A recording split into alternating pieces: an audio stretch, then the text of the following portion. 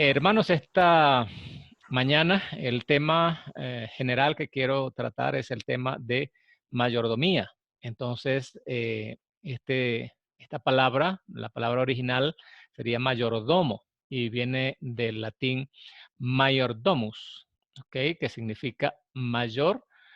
Mayor significa mayor y domus domicilio. Entonces, en pocas palabras, pues nos habla de una persona a quien le es conferida tanto responsabilidad como autoridad en los asuntos de una casa. Así pues, entonces vemos que mayordomía es ejercer la función de ser mayordomo. ¿Okay? Allí pueden verlo en sus pantallas, ejercer la función de ser mayordomo. Y que no es otra cosa que administrar los bienes de otro. Allí está, esa es quizás la manera más, o un concepto muy sencillo, muy simple, muy básico, ¿no? Pero es eso, ¿ok? Entonces, ¿cuál es la base de la mayordomía?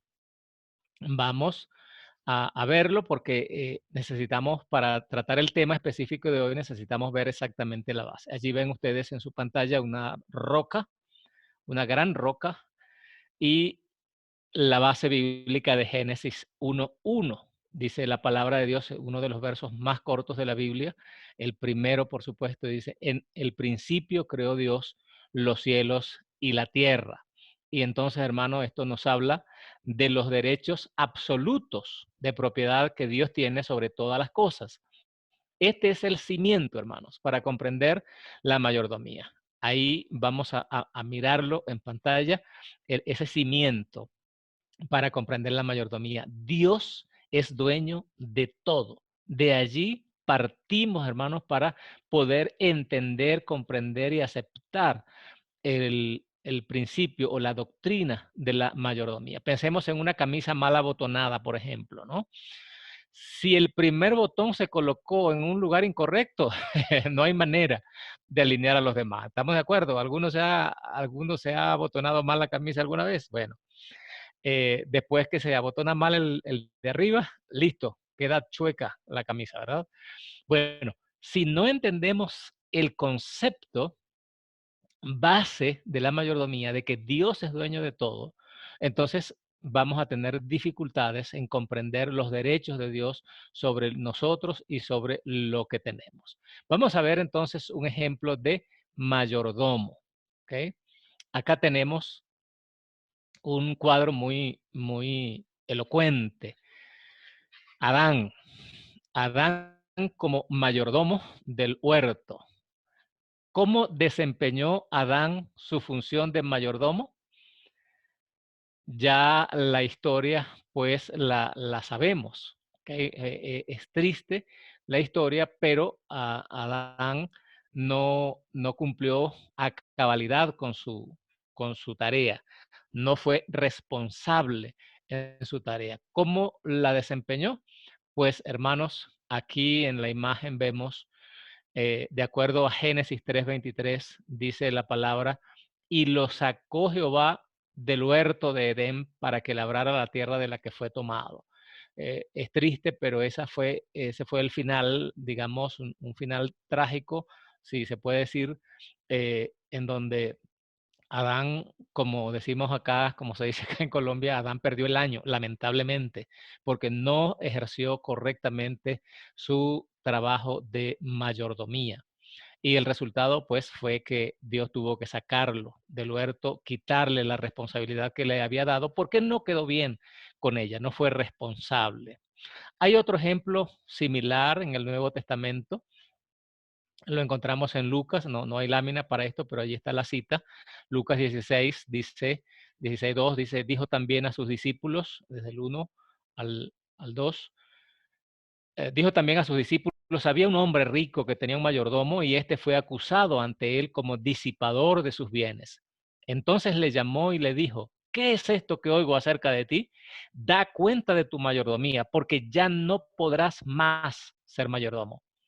Lo que deseo resaltar, mis queridos hermanos, esta mañana, es que ignorar al dueño, y manejar de manera descuidada y a nuestro propio criterio los bienes que se nos han entregado, es algo completamente trágico, es triste y trae consecuencias.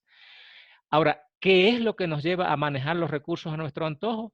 Bueno, creer que somos dueños. Y allí está entonces un problema muy, pero muy grave. No somos dueños de nada, somos mayordomos. Dios es el dueño. Y para cerrar entonces este punto base, vamos a repasar este par de versículos que nos hablan de manera muy elocuente, ¿ok? De lo que es Dios como dueño. Siguiente lámina. Tenemos el primer verso, que es el que he leído. En el principio creó Dios los cielos y la tierra, Génesis 1:1. Pero luego hay ese otro verso que complementa esto. Y hay muchos más, hermanos, pero solamente por cuestión de tiempo tomamos estos dos. Es el que ya se leyó a lo largo del culto. Dice, del Señor es la tierra y su plenitud, y todo lo que hay en ella, el mundo y los que lo habitan. Salmo 24:1. Y entonces se explica, el verso 2 explica por qué. Dice, porque Él la fundó, es decir, Él la creó. Entonces no hay discusión y necesitamos entender esto como base para una mayordomía sana, para una mayordomía correcta. Vamos pues entonces al tema específico que nos corresponde el día de hoy. El tema específico, como pueden mirarlo, es la bendición del diezmo. Y mi propósito, hermanos, esta mañana es mostrarles dos cosas, dos aspectos muy importantes. Número uno, el diezmo es una bendición para quien lo entrega. Y en segundo lugar, el diezmo es una bendición para la obra de Dios que lo recibe, porque mediante esos recursos la obra de Dios se puede llevar adelante. Entonces, el diezmo es una doble bendición. Muy bien. Y vamos con una pregunta básica que probablemente todos la saben, pero es importante repasarlo. A veces alguien pudiera no tenerlo claro. Entonces, ¿qué es el diezmo? Bueno, sencillamente el diezmo es la 10ª parte de nuestros ingresos. ¿Ok? Un ejemplo sencillito es que si su ingreso, si usted recibe en el mes 1 millón de pesos, entonces su diezmo es de 100,000 pesos. Punto. Eso es muy, pero muy sencillo.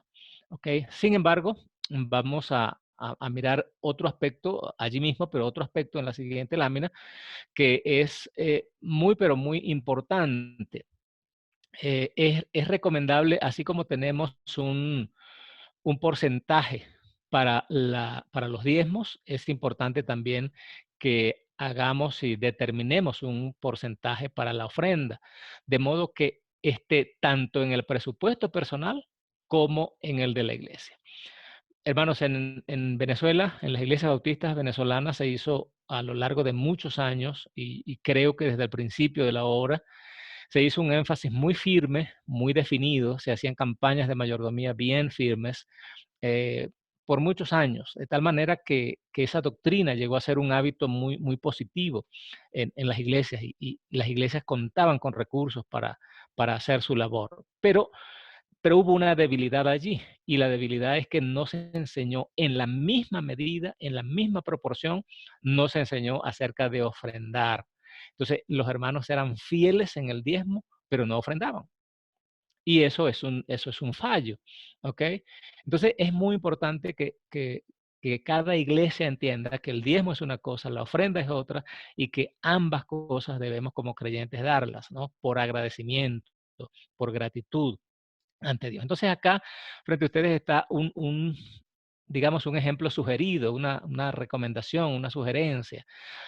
Con el mismo ejemplo que he dicho, si su ingreso es de 1 millón de pesos en el mes, obviamente cada quien lo aplica a su realidad.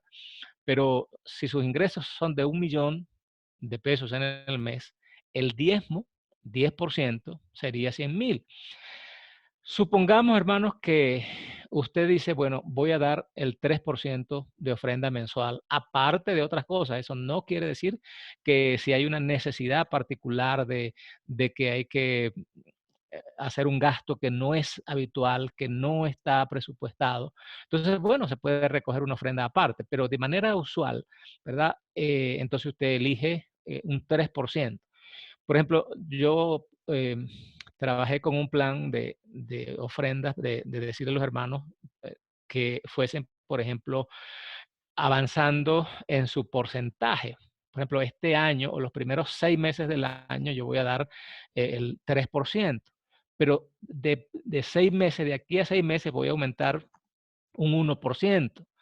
Y así voy a seguir y voy a llegar, por ejemplo, a 7% de ofrenda o incluso a duplicar el diezmo. O sea, son estrategias que cada quien puede usar, pero entendiendo que el diezmo es algo fijo y que la ofrenda es algo que yo puedo determinar. ¿Qué ocurre con esto? Si cada miembro de la iglesia hace eso, la iglesia puede hacer un presupuesto firme para tener una economía saludable. Y esa economía saludable de cada creyente se va a extender, o de la iglesia se va a extender a los miembros. Es decir, hermanos, necesitamos entender que la iglesia no es más de lo que son sus miembros. Si los miembros de la iglesia tienen una economía saludable, la iglesia va a tener una economía saludable. Es decir, la iglesia es el reflejo de lo que son sus miembros. No hay de otra, hermanos, no hay de otra. Nosotros, los que conformamos las iglesias, reflejamos a través de la iglesia lo que en verdad somos. Si hay orden en nuestra casa, en la iglesia va a haber orden. Si nos pasamos peleando en la casa, en la iglesia vamos a estar peleando también. Y no debe ser. Es otra cosa, pero lo que quiero decir es y animarles, hermanos, a que quien no tenga ordenadas sus finanzas pueda, siguiendo este ejemplo sencillo, hermanos. Es una sugerencia muy, muy simple, pero a veces no la hacemos. ¿Cómo quedaría entonces el aporte? De la siguiente manera, miremos. Mi aporte a la obra de Dios en un mes con esos montos que estoy tomando como ejemplo pedagógico, mi aporte a la obra de Dios en el mes sería de 130,000 pesos. ¿Y qué me quedaría a mí entonces? A mí me quedaría entonces disponible para mis gastos 870,000 pesos. Es decir, ya yo tengo definido cuánto voy a dar, cuánto voy a aportar a la iglesia y de cuánto voy a disponer para mis gastos. Eso haría que yo pueda tener una economía sana como miembro, repito, y la iglesia podría hacer su presupuesto de una manera muy firme, muy sólida. Saber con qué se cuenta de manera regular. ¿Ok? Muy, muy importante. Muy bien. Entonces, vamos a desarrollar ahora propiamente el tema y vamos a considerar, hermanos, hoy quiero compartir con ustedes 3 aspectos vitales acerca del diezmo. Y para mí, eh, el diezmo es un llamado a definir prioridades. Una cosa muy importante, hermanos, en este tiempo de pandemia, es que ahora estamos haciendo cosas básicas y ya no tanto como adornos, no tanto cosas, ¿no? Sino que vamos a salir a la calle y tenemos que salir con una precisión extraordinaria porque vamos a lo prioritario. Bueno, el diezmo, desde mi punto de vista, el diezmo es un llamado a definir prioridades y esto es muy importante que lo entendamos. Entonces, en primer lugar, miremos lo siguiente. El primero de estos aspectos vitales sobre el diezmo es que Dios exige lo primero. Dios exige lo primero. En Éxodo 13, versos 1 y 2, dice lo siguiente. Está allí en la lámina para que ustedes puedan mirarlo sin distraerse. Dice el Señor así. El Señor habló a Moisés diciendo, conságrame todo primogénito, todo el que abre la matriz entre los hijos de Israel, tanto de los hombres como de los animales, es mío. Hermanos, allí está un énfasis extraordinario. El Señor no pidió, digamos, opinión, simplemente dijo, conságrame todo primogénito. Y noten el énfasis. Todo el que abre la matriz entre los hijos de Israel, tanto de los hombres como de los animales, es mío. Punto. Es algo que estaba ya definido, o sea, muy bien definido. Entonces, quiere decir que debemos entregar a Dios, por ejemplo, el primer día de la semana, las primeras horas del día, los primeros frutos de nuestras cosechas, etcétera, etcétera. Y esto pues nos da una idea bien clara de que Dios nunca será segundo. Una de las mejores cosas que podemos hacer como creyentes es colocar a Dios en el primer lugar en todo. Esto es una buena idea que nosotros obedezcamos, pero no es que sea una idea nuestra, es que es una idea que Dios ya determinó hace muchísimos años. Y es muy importante tenerlo en cuenta. ¿Okay? Dios nunca será segundo. Él exige lo primero. No es si queda, no es después, no es lo que sobre, no es si puedo. Es una definición que nosotros debemos hacer de manera deliberada y planeada. ¿Okay? Es muy importante eso.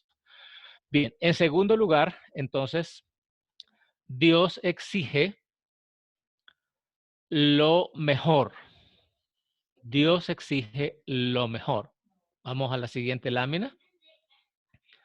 Y Dios exige lo mejor. En Éxodo 23:19 dice la Escritura, traerás lo mejor de las primicias de tu tierra a la casa del Señor tu Dios.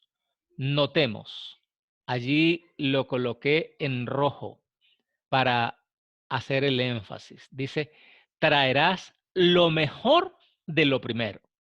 ¿Sí me explico? O sea que allí está contemplado en esas, hay que 5 palabras. En esas 5 palabras está definido, están definidos o están contenidos los dos principios, lo primero y lo mejor. Qué interesante cómo Dios es enfático en esto de una manera, pero muy contundente. ¿Ok? Y hay otro pasaje que también nos habla, que también tenemos allí en Proverbios 3, 9 y 10, que dice, honra al Señor con tus riquezas y con las primicias de todos tus frutos. Así tus graneros estarán llenos con abundancia y tus lagares rebosarán de vino nuevo. Es decir, no solamente es una exigencia, hermanos, sino que esa exigencia trae una promesa. Noten el énfasis claro tanto en una cosa como en la otra. Honra al Señor con tus riquezas y con los primeros frutos de tus cosechas. Ahí está la exigencia, el pedido, el llamado. Pero luego viene entonces la, el efecto de ese pedido, o sea, si lo obedecemos, claro está.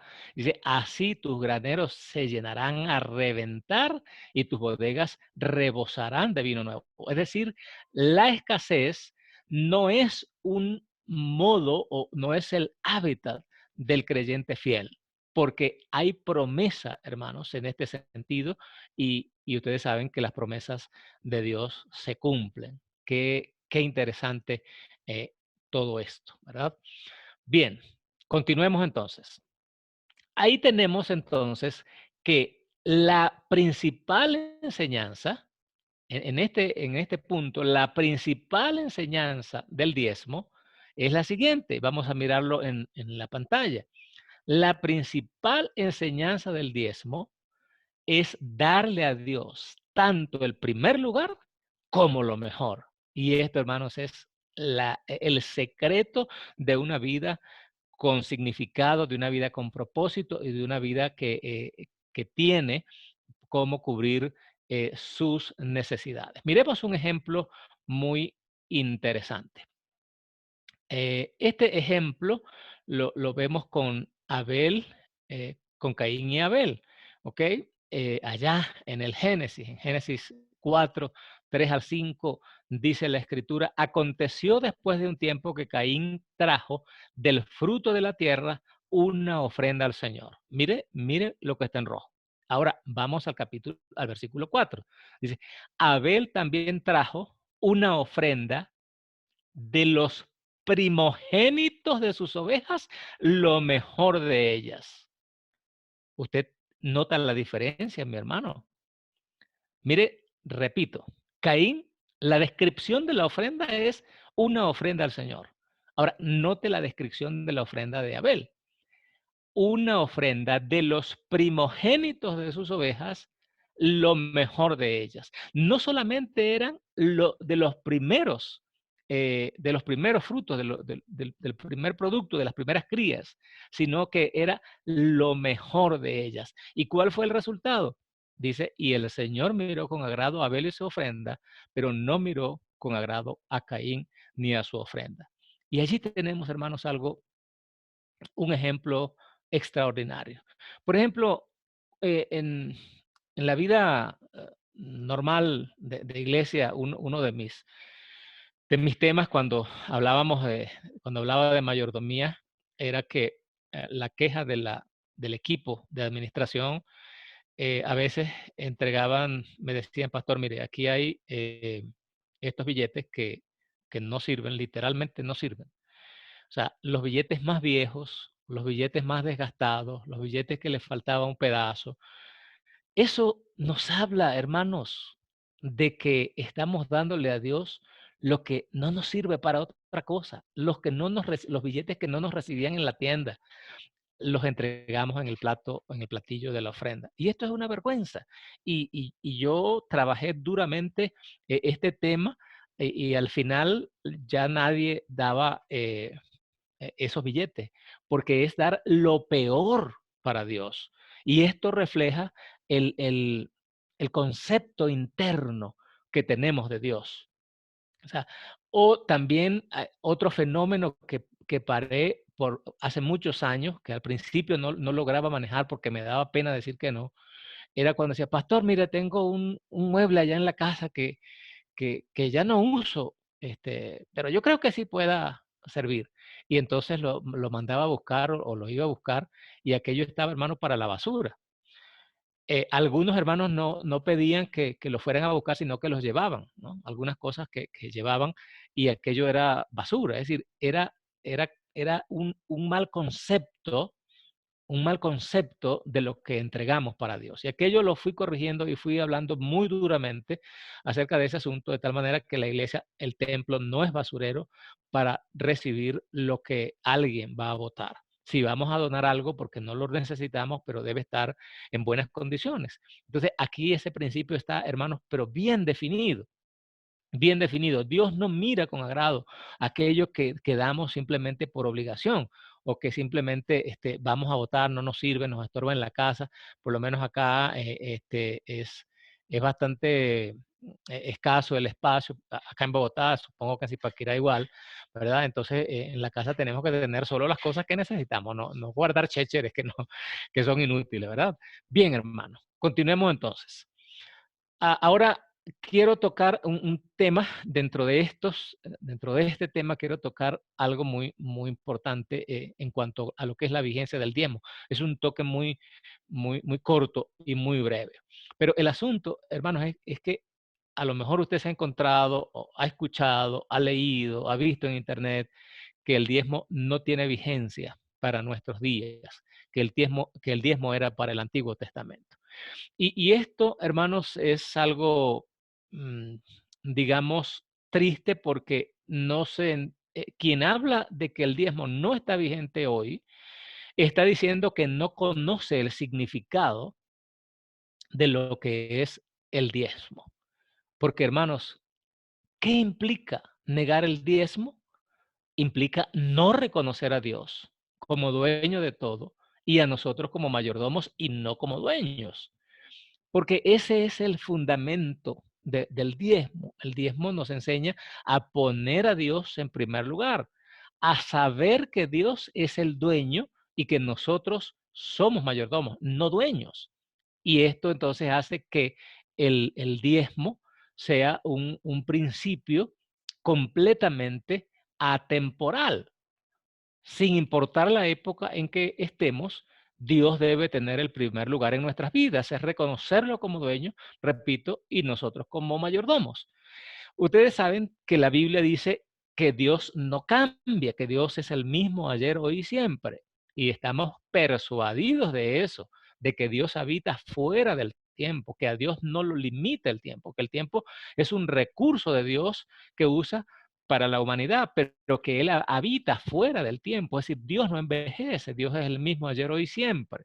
Entonces, si eso es cierto, entonces, el diezmo no es necesariamente lo más importante del diezmo, aunque es importante, pero lo más importante del diezmo no es que tengamos los recursos, sino que reconozcamos a Dios como el dueño de todo y que nosotros estamos agradecidos y en agradecimiento a eso entregamos el diezmo con fidelidad. Entonces, la vigencia del diezmo, hermanos, era tanto en el Antiguo como en el Nuevo Testamento, hoy en nuestros días, porque necesitamos cumplir ese precepto del diezmo, que es reconocer a Dios como dueño de todo. Y que nosotros no somos dueños porque el reconocernos como dueños, bueno, reconocernos no, porque no lo somos. El pretender ser dueños pues trae grandísimos problemas a la humanidad.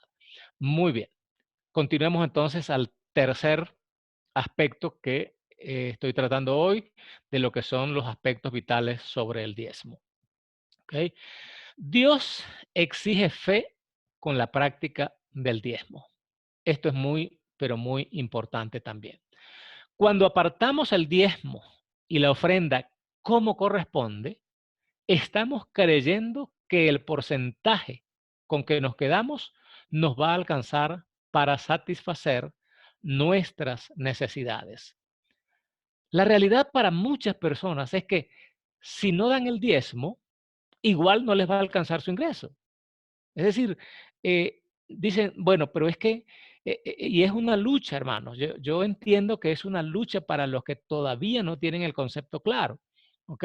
La realidad para muchos, repito, es que ellos dicen, si doy el diezmo, no me alcanza, pero no lo dan y tampoco les alcanza. Entonces, yo creo que sería mucho más recomendable, ¿verdad?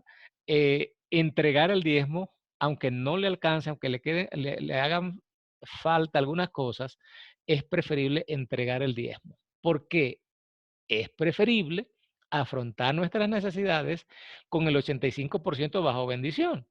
Porque de lo contrario, si afrontamos nuestros gastos, ¿verdad? Nuestro mes con el 100% sin sacar el diezmo, hermanos, de acuerdo a la Biblia, estamos bajo maldición. Ese dinero está bajo maldición. ¿Por qué? Porque hemos robado a Dios, ¿ok? Ya lo vamos a ver un poco más adelante. Ahora sí, vamos con Levítico 27:30, que lo pueden ver allí en su pantalla, y dicen, todos los diezmos de la tierra, tanto de la semilla de la tierra como del fruto de los árboles, pertenecen al Señor. Es cosa sagrada al Señor. Aquí, hermanos, quiero enfatizar muchísimo el hecho de que este es un principio ya definido. El diezmo es algo que Dios consagró para él. Otra vez digo, no nos consultó, no nos preguntó, no tomó una encuesta. No, el Dios Todopoderoso, el Dios que nos creó, el Dios que nos da la vida, el Dios que la sostiene, ha definido que el diezmo es cosa sagrada para el Señor. Y esto es demasiado importante entenderlo. Miremos lo siguiente. En la conquista de Jericó, seguramente todos saben la historia, no coloqué los textos completos en la diapositiva porque considero que no era tan necesario en honor al tiempo, pero mire lo siguiente, ustedes recuerdan este episodio, ¿verdad? El pueblo de Israel iba a poseer la tierra que Dios le había ofrecido y comienza la conquista, ¿verdad? La primera ciudad que iban a conquistar era Jericó. Muy bien, Jericó estaba situada geográficamente que ellos no debían pasar o no debían intentar pasar más allá sin haberla conquistado. Así que Jericó es la primera ciudad que ellos van a conquistar. Sin embargo, Dios había marcado esa ciudad como anatema. Y eso significaba que todo el oro, la plata, el bronce y el hierro no podían tocarlo ellos. Eso pasaría a formar parte del tesoro del Señor. Él les había dicho que no deberían tocar nada de allí. Eso está en Josué 16, ¿ok? El 19. Ahora, él le había dicho, mire, de esta ciudad no van a tomar nada. Esta ciudad es anatema a Jehová. Es decir, todo ha sido apartado para el Señor. Lo que son metales preciosos. Lo demás lo van a destruir todo. Ahora, ¿qué fue lo que hizo Acán? Ustedes lo saben perfectamente, ¿verdad? Dice Acán cuando lo confrontaron, cuando ya después que hubo la derrota en el siguiente intento de conquista, cuando Josué confronta a Acán, él le dice, bueno, sí, yo he pecado. Yo vi un manto babilónico muy bueno, 2 kilos de plata y un lingote de oro de medio kilo de peso. Dice, allá todo está en mi tienda.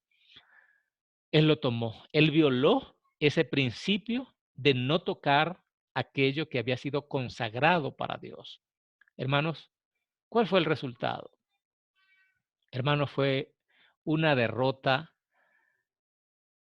muy extraña, porque ellos habían conquistado a Jericó de una manera tan apoteósica, tan maravillosa, y ahora van a conquistar una ciudad mucho más desprotegida, con mucho menos habitantes. Claro que no fue todo el pueblo, pero suficiente, y ellos se vienen no solamente con las lanzas en la cabeza, ¿no? Para no decir las tablas en la cabeza, sino que vienen con unos cuantos soldados de menos, porque mataron unos 36 soldados, creo, y salieron derrotados por completo allí. Entonces, eso eso es bastante triste. ¿Y por qué? Porque ellos tomaron posesión de algo que Dios había dicho, no lo toquen, no va a ser para nadie, es para el tesoro del Señor. Hermanos, es mejor no tocar aquello que Dios prohibió. Es mejor no tocar aquello que Dios prohibió.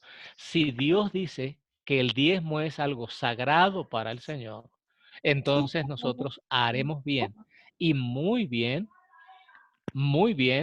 en no tocarlo, sino entregarlo como corresponde. Y para eso tenemos entonces una palabra específica. Vamos a la siguiente lámina. En Malaquías eh, sabemos perfectamente que ahí se trata el tema de manera muy puntual, muy específica. Un momento. Se trata el tema de una manera muy específica, una palabra específica está allí. Dice la Escritura, ¿robará el hombre a Dios? Pues ustedes me han robado. Pero dicen, ¿en qué te hemos robado? En los diezmos y en las ofrendas. Y miren lo duro de este término. Una vez predicando acerca de esto, un señor se me acercó y me dijo, pastor, no estoy de acuerdo con, con las palabras que usted usó allí en el púlpito porque son palabras muy duras. Bueno, yo tampoco estaría de acuerdo, hermano, simplemente están en la palabra. Pero dice el verso 9, malditos son con maldición porque ustedes, la nación entera, me han robado. Hermanos, es palabra de Dios. ¿Es dura la palabra? Sí, pero si yo estoy en obediencia, esa palabra no me cae. Y es lo que podemos evitar. Ahora, noten, hermanos, lo siguiente. Hay una palabra de advertencia, una palabra de reproche, pero también, hermanos, hay una promesa. Miren lo que dice. eh, o sea, si bien es cierto que el versículo es completamente duro, estoy de acuerdo con que es duro, pero yo no lo escribí. Dice la palabra en el verso 10, el llamado, ¿verdad? Traigan todo el diezmo al tesoro y haya alimento en mi casa.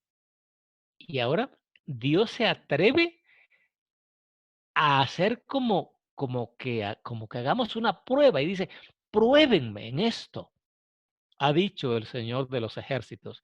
Si no, les abriré las ventanas de los cielos y vaciaré sobre ustedes bendición hasta que sobreabunde. Hermanos, qué palabra más contundente. Es una palabra, pero muy, muy contundente, porque Dios está diciendo, ustedes les está yendo mal, ustedes tienen escasez, ustedes tienen problemas, pero es que hay una razón para eso. Ustedes no están trayendo todo el diezmo al tesoro y hay escasez en la casa, pero si ustedes traen todo el diezmo al tesoro y hay alimento en mi casa, entonces ustedes pueden probarme en esto para ver si yo no les voy a enviar a abrir las ventanas de los cielos y les voy a bendecir hasta que sobreabunde. Hermanos, está allí, es una palabra, es una promesa firme, como toda la palabra de Dios es firme y es una promesa extraordinaria. Ahora, no solamente dice, pruébenme en eso, sino que dice, ¿cómo lo va a hacer? Porque él dice, en el versículo 11, no está acá, hermano, pero allí está, en el versículo 11, en la palabra dice, exterminaré la langosta para que no arruine sus cultivos y las vides en los campos no pierdan su fruto, dice el Señor Todopoderoso. Y una cosa más, el verso 12 dice, entonces todas las naciones los llamarán a ustedes dichosos, porque ustedes tendrán una nación encantadora, dice el Señor Todopoderoso. Entonces hay tanto una advertencia de que están bajo maldición por no entregar los diezmos y ofrendas, lo cual anula, hermanos, o deja anulada la prosperidad. ¿Qué ocurrió con el pueblo de Israel? El pueblo de Israel iba a poder disponer del botín de todas las demás ciudades a conquistar, ¿ok? Pero la primera era del Señor. La primera era del Señor. La primera ciudad conquistada era del Señor. Si ellos obedecían, conquistar a las demás ciudades iba a ser sencillo, pero hubo uno y ese uno representó al pueblo porque él era parte de él. Y esto nos da, hermanos, una enseñanza extra, una enseñanza fuera de este tema, pero que vale la pena simplemente mirar. Es decir, el pecado de uno afecta a los demás. No todo Israel pecó, pecó uno, pero todo el pueblo padeció. Y esto es muy importante, hermanos, que entendamos que yo soy parte de una comunidad de creyentes y que lo que yo hago afecta para bien o para mal a los demás, a la iglesia en general. Por lo tanto, no seamos que nadie en la iglesia represente a Acán, que miró sus intereses personales y decidió violar un principio que se había establecido con absoluta claridad de parte de Dios, pero todo el pueblo pecó. Esto significa, hermanos, que si nosotros no entregamos el diezmo, que si nosotros tomamos lo que le corresponde a Dios, lo que ha sido consagrado a Dios, vamos a traer la imposibilidad de conquistar aquellas cosas que de otra manera habrían sido fáciles. Nuestra economía no va a ser sana y vamos a afectar al resto del pueblo. Entonces, Dios exige fe con la práctica del diezmo porque necesitamos creer que Dios va a proveer de nuevo. Por ejemplo, si hay alguien que es un criador de ganado y compra su primera vaquita, está comenzando y compra su primera vaquita y Dios le dice, bueno, el primogénito es mío, entonces tiene que agarrar ese ternero y entregarlo a la iglesia como creyente, si lo vende, si lo sacrifican, etcétera, etcétera. ¿Por qué tiene que tener el fe? Que la vaca va a volver a parir, ¿verdad? Que la vaca va a volver a parir, va a volver a tener otros y ya los demás son de él. Entonces, la práctica del diezmo, hermanos, exige fe, exige confianza en Dios. Y esto es muy importante que nosotros lo comprendamos, que el Dios que nos pide eso es un Dios que nos va a proveer, pero no va a esperar que, no, que primero tengamos mucho para dar de lo poco. No, tiene que ser ahora mismo, ¿ok? Entonces, hay un llamado con promesa allí en ese texto. Pruébenme, o sea, traigan todos los diezmos a la folía y luego ustedes van a ver lo que va a pasar. Hermanos, quiere decir que la bendición de nuestras finanzas está en el diezmo. O dicho de otra manera, el diezmo bendice nuestras finanzas. Por tanto, vamos a la siguiente lámina. La clave de la prosperidad material del creyente tiene su base en lo espiritual. Y eso es el secreto. La clave, repito, hermanos, si ustedes lo están mirando allí en su pantalla, la clave de la prosperidad material del creyente tiene su base en lo espiritual. Entiendan eso. Ciertamente somos seres integrales, pero la base de la prosperidad material del creyente está en lo espiritual. Y esa base espiritual es Dios en primer lugar. Cuando yo como creyente estoy claro que Dios demanda el primer lugar y yo estoy dispuesto a dárselo, entonces lo voy a expresar en la fidelidad, en mis diezmos y ofrendas, en entregarlos como corresponde. Hay un pensamiento allí muy importante en el que creo, en el que yo creo firmemente, ¿ok? Ese principio dice lo siguiente, ese pensamiento dice lo siguiente. Siguiente, Dianita, por favor. Muy bien. Dice, se puede dar sin amar. Sí, ciertamente sí. Alguien puede darle a alguien sin amar, pero no se puede amar sin dar, mis hermanos. Si decimos que amamos a Dios, si decimos que amamos su obra y no damos para que esa obra se mantenga, para que esa obra avance, entonces estamos hablando en el aire, porque esto es un principio muy, pero muy fundamental. Recuerden esto, hermanos, que no se les olvide eso. La clave de la prosperidad material del creyente está en lo espiritual. Si tenemos una buena formación, una buena base espiritual, donde Dios está en primer lugar y donde yo soy fiel al entregar mis diezmos y ofrendas, entonces la bendición y el progreso es cuestión de tiempo, sin lugar a dudas. ¿Ok? La clave, hermanos, para entregar correctamente los diezmos y ofrendas es esta. Miremosla. Apartarlos tan pronto como se reciban. Y esto, hermanos, es el secreto que por años debemos practicar y algunos hemos practicado porque es la garantía. Es decir, cuando yo recibo eh, lo que reciba, ¿ok? Vamos al ejemplo que venimos mencionando. Recibo en mi cuenta bancaria el 1.000.000 de pesos de mis ingresos, ¿ok? ¿Qué hago yo? Apartar 130, 150 y digo, listo. ¿Cuánto tengo para gastar? 850,000. Listo, eso es todo lo que tengo para gastar. Y sobre esa, porque suponiendo que sea lunes, ¿verdad? Suponiendo que yo agarre que reciba mi pago el día lunes, el día martes, y el miércoles no se recogen ofrendas o por la razón que sea yo ese miércoles no puedo ir al templo, entonces yo no lo puedo entregar. Entonces yo sencillamente agarro mi dinero, aparto los 150, ya no existen, no están, es una cuenta que es una cuenta aparte, listo. Yo dispongo solamente de 150, de 850,000 pesos. Punto. Eso es lo que yo dispongo. Entonces, yo he descontado ya el diezmo y las ofrendas, y eso entonces significa confianza en Dios. Punto. Esa es la forma práctica. Pero hermanos, tristemente, muchos creyentes hacen las cuentas primero del pago de electricidad, del pago de agua, del pago de los servicios de telefonía, ¿ok? El pago de la cuota del carro, si existiere, el pago del colegio de los niños y el diezmo lo dejan de último. O mejor dicho, a ver si queda. Hermanos, yo personalmente creo que a veces una persona puede diezmar sin diezmar. ¿Cómo es eso? Sencillamente que después de cubrir todos mis gastos, de todas las obligaciones, entonces, bueno, sí quedó, entonces doy el diezmo. Dios puede ver eso no como un diezmo, sino como un aporte ahí. Pero eso no bendice mis finanzas, ¿ok?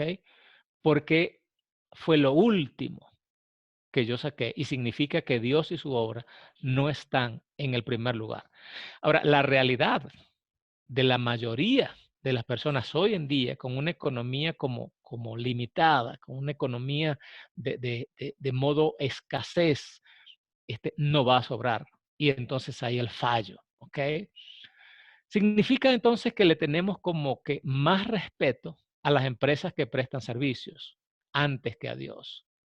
Pero hermanos, si bien es cierto que esas son nuestras obligaciones y que si no pagamos esos servicios no los podemos tener, si bien es cierto eso, la verdad es que esas empresas no tienen capacidad para bendecirnos, pero Dios sí. Entonces no veamos el diezmo como una opción, sino como la oportunidad de bendecir todas nuestras finanzas. Esa es una práctica que debemos tener como creyentes y que demuestra confianza en Dios, que honra a Dios y que sin duda va a bendecir, hermanos, nuestras finanzas. Vamos a considerar otro ejemplo bien interesante. Vamos a la siguiente lámina. Vamos a ver un ejemplo de fe y obediencia y su resultado. ¿Ok? Cuando Abraham le pedía a Dios que le diera un hijo y anhelaba ese hijo, y ya ustedes saben la historia, ¿verdad? Cuando ya el niño estaba grandecito, Dios le hizo una petición que a todas luces parecía contradictoria, absurda, dolorosa, eh, cruel. Dice, sacrifícame a, a Isaac. Cualquiera de nosotros se habría quedado frío, ¿ok? Se habría quedado pero helado.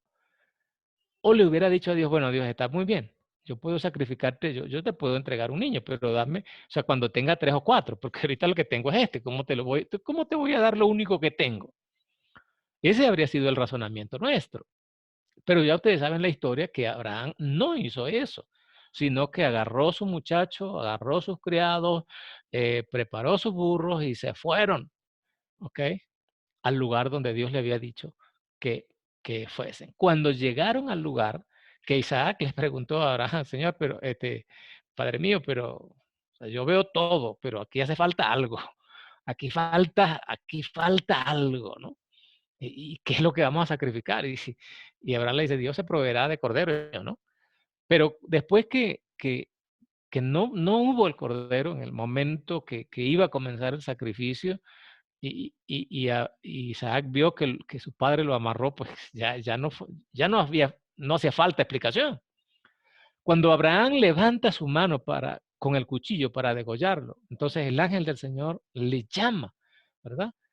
Y le dice desde el cielo, he jurado por mí mismo, dice el Señor, que porque has hecho esto y no me has rehusado tu hijo, tu único, de cierto te bendeciré y en gran manera multiplicaré tu descendencia como las estrellas del cielo y como la arena que está a la orilla del mar. Tu descendencia poseerá las ciudades de sus enemigos. En tu descendencia serán benditas todas las naciones de la tierra por cuanto obedeciste a mi voz. Génesis 22, 15 al 18. Hermanos, ¿usted entiende lo que yo quiero transmitirle con este texto? Ser fiel en el diezmo no es cuestión de tener mucho.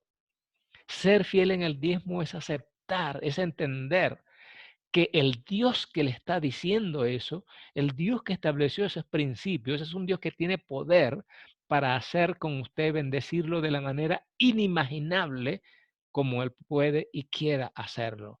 Pero exige fe de nuestra parte en la práctica del diezmo. Abraham no le dijo a Dios, con gusto te daré uno de mis hijos cuando tenga otros 2 o 3. Lugar que Dios ocupa en nuestras vidas. No hubo discusión en cuanto a Abraham y el lugar que Dios ocupaba en su vida. Pero, ¿quién ocupa, hermanos, el primer lugar en su vida? ¿Quién lo ocupa? ¿Las necesidades o la fidelidad a Dios? Los pastores estamos obligados a enseñar, hermanos, sobre el diezmo, porque es una doctrina bíblica. Es la bendición integral para el creyente y es la forma que Dios estableció para sostener su obra en la tierra. ¿Saben qué, mis hermanos? El enemigo se divierte y disfruta viendo a los creyentes viviendo en escasez casi permanente, porque no hemos aprendido a confiar en Él, siendo fieles en el diezmo. Si todos los creyentes diezmaran con fidelidad, estarían en mejor condición económica y la iglesia podría cumplir con sus funciones sin necesidad de estar haciendo ventas y actividades profundos. Soy verdaderamente enemigo de esto, hermanos. O sea, no puedo comprender, ¿no? A veces agarramos los templos como comercio. Desconozco y me alegro de desconocer si Paquirá lo hacen o no. De verdad que jamás lo he hablado con el pastor ni nada, pero no soy dado, hermanos, para eso, porque yo creo firmemente que si cada uno está dispuesto a aportar para la obra de Dios, si cada uno cumpliera, hermanos, con su responsabilidad de diezmar y ofrendar, la iglesia podría lograr toda su planeación, todos sus objetivos, pero el problema está en que un bajo porcentaje es el que cumple a cabalidad. Y vamos a la conclusión, mis hermanos. Dios quiere bendecir su obra y lo va a hacer a través de los creyentes fieles. Es decir, que la iglesia es poco probable que reciba una bendición grande directamente. Puede ser, pero no es lo usual. No es lo regular. ¿Cómo quiere Dios bendecir a su obra? Bendiciendo a cada creyente fiel, para que a su vez ese creyente fiel deje correr la bendición hasta la iglesia. Y entonces se cumpliría este pensamiento maravilloso que vamos a ver a continuación, que somos bendecidos para bendecir. Hermanos, ese es realmente el sentido de la bendición que Dios nos da. No que seamos charcos estancados, que lo que recibo ahí se queda, sino que nosotros entendamos que cuando recibimos bendición, esa bendición debe llegar a otros. Y lo primero tiene que ser la obra de Dios, aparte de nuestro programa de servicio social, que no lo podemos hacer con el 10%, porque a veces hay gente bondadosa que lo hace con el 10%, pero el problema es que está administrando un dinero ajeno, ¿ok? Toda obra, toda obra social de ayuda que nosotros deseamos hacer y lo hacemos debe ser fuera del 10%. Eso ya debe quedar evidentemente como ofrenda, pero la ofrenda, el diezmo debe llegar al alfolí del templo, de la iglesia. Y eso es muy importante que lo hagamos. Hermanos, yo he concluido mi presentación. Si hay alguna pregunta, si hay algo que se quiere complementar. Bueno, Dios le bendiga. Mi nombre es Noemí.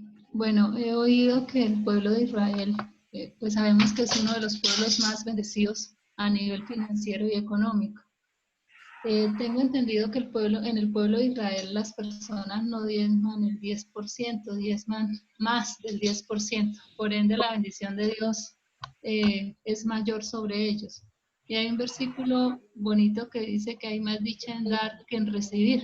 Entonces, cuando nosotros damos de forma, sabiendo que Dios está en primer lugar y de forma desinteresada, podemos ver que en determinados momentos de crisis financiera, Dios provee y bendice de la manera en que uno menos piensa. Correcto, mi hermana, correcto. Mire, en Venezuela también había un artista, era un artista, pero en verdad el hombre era un buen creyente, ¿no? Pero él decía en una canción, una cosa yo he aprendido de la vida al caminar, no, no puedo ganarle a Dios cuando se trata de dar. Y lo que él quería decir es, o sea, mientras yo más doy, más entrego, yo más recibo. O sea, no puedo ganarle a Dios. Y lo que usted está diciendo es algo totalmente cierto, hermana. Es indiscutible. Mire, mi experiencia en más de 30 años de ministerio, pero toda la vida en el Evangelio, he visto personas prósperas ser una bendición por supuesto que para la iglesia, para su familia, para todo, pero era gente que daba de manera admirable, y otros con mucha capacidad que no lo hacían y obviamente tenían sus limitaciones. Así que lo que usted está diciendo es una verdad. Dios es un Dios fiel y no se queda con nada. Dios nos bendice. Y ya desde el punto de vista económico de la nación de Israel, pues es famoso que el pueblo judío, el Israel actual, la gran mayoría son gente muy próspera y tienen esos principios. Sí, señor. Gracias, de pastor. Así que pues vamos a bendecir al Señor con nuestros diezmos y ofrendas y a la obra, y también el Señor nos va a bendecir. Quiero orar ya por darle gracias al Señor por el mensaje. Amado Padre Celestial, te damos gracias por tu fidelidad.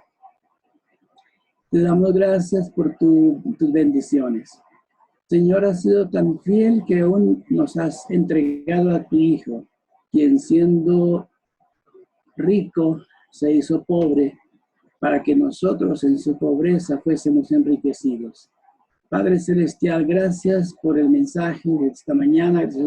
El pastor Herrera, te pedimos que lo bendigas, le fortalezcas, nuestro Dios, y gracias por cada uno de nuestros hermanos, cada uno de mis hermanos de la familia de la fe. Te adoramos, Padre, y nos encomendamos en tus manos, y te pedimos que fortalezcas nuestra fe. Por Cristo Jesús. Amén.